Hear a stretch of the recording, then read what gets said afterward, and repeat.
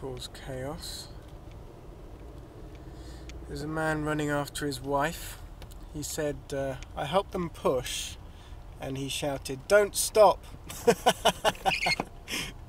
He's still going for it. So they're still going. He's doing a bit of jumping action, because that's a rear-wheel drive, obviously. It's working. Various people up here, stranded. It's pretty bad. I'm still plodding along. He's still jogging along. We can hopefully get past this little... Oh, they are completely snowed in, looks like.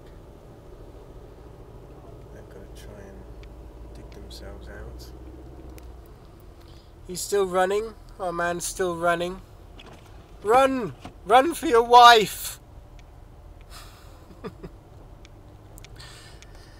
So now you gotta laugh, really, haven't you?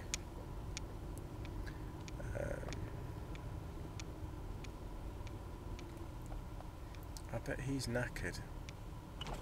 He's completely knackered. I wonder if he's going to try... Oh, he's going to try and jump in now. Here we go.